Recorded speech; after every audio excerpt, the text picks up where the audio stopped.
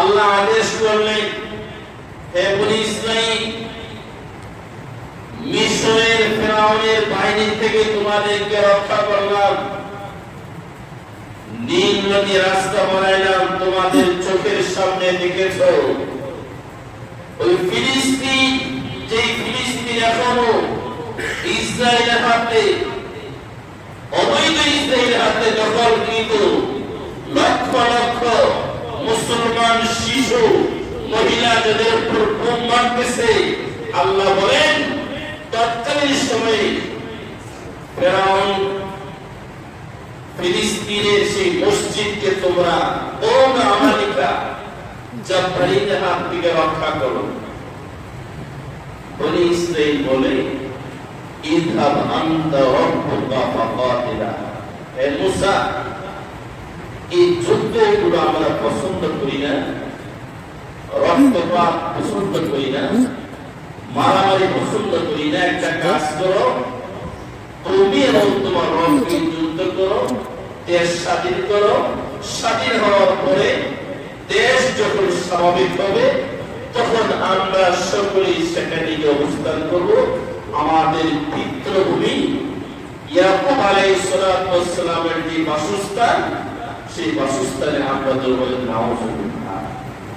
আল্লাহ বলেন স্বাধীন করার জন্য, আর বনী ইসরাঈল করে মারামারি কাটাকাটি পারো না। আল্লাহ তাআলা রাগ করলেন।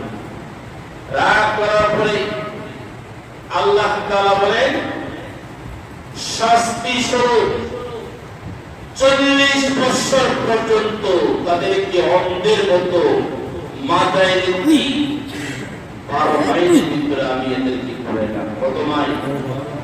বলেন না কত মাইল? 12 মাইল। 12 মাইল পর্যন্ত ঘুরাইলাম।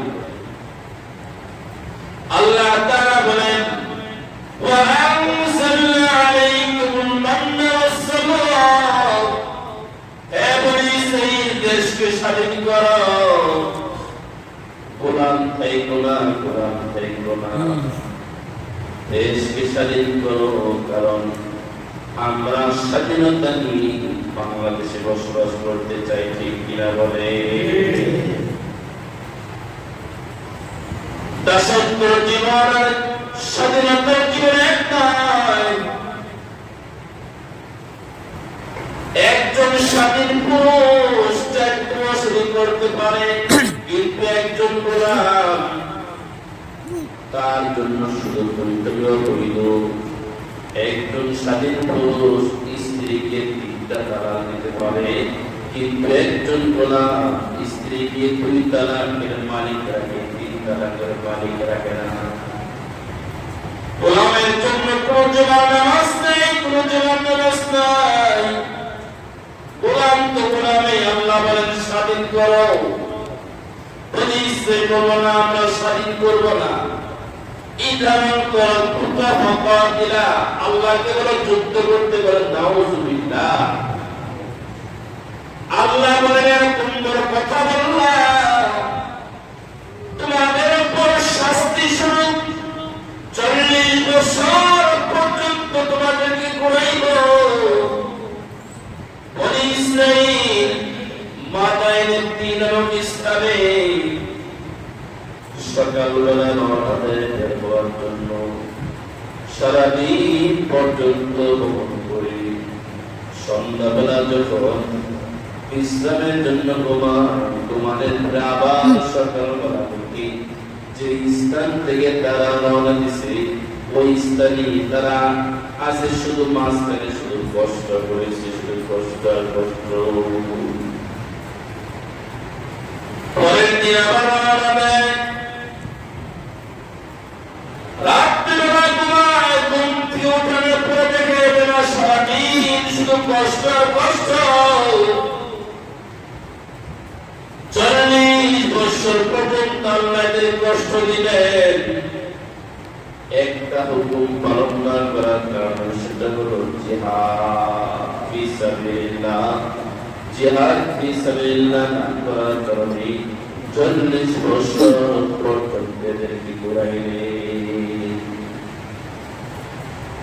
বনী ইসরাঈল বলে খাবারের জন্য খাবার নাই, আল্লাহ বলেন আনসালনা আলাইকুম মান্না ওয়াসসালওয়া, খাবারের জন্য আমি সকালবেলা বরফের মতো মিষ্টি যে বস্তু প্রেরণ করতাম বাড়ির আঙিনায় থাকতো। ওয়াসসালওয়া চড়ুই পাখির মতো ভুনা ভুনা এরকম চড়ুই পাখি তাদের বাড়ির আঙিনায় থাকতো। 40 বছর পর্যন্ত খাওয়াই না, শাস্তি দিলাম কেন? জিহাদকে তরক করার কারণে। এজন্য আল্লাহ রাসূল বলেন, যদি কোন ব্যক্তির অন্তরে জিহাদের তামান্না না থাকে তাহলে সে ব্যক্তি মুনাফিক অবস্থায় পৃথিবী থেকে মৃত্যুবরণ করবে। আল্লাহ আপনাকে আমাকে জিহাদের তামান্না নিয়ে এই পৃথিবী থেকে বিদায় গ্রহণ করার তৌফিক দান করেন। ওয়া আখিরু দাওয়ানা আলহামদুলিল্লাহি রাব্বিল আলামিন। একজন মা তিনি গত সপ্তাহে 5000 টাকা দান করেছেন, বলেন আলহামদুলিল্লাহ।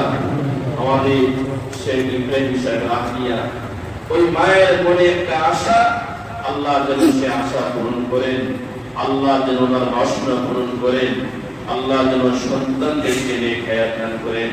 আমাদের আব্দুল সালাম ভাই ওনার নাতনি হয়েছে, দোয়া চেয়েছেন, নাতনির নাম হলো নবীনা। আল্লাহ পাক সেই শিশু বাচ্চাদের নেক হায়াত দান করতে, যারা সুন্নাত ধরে নেই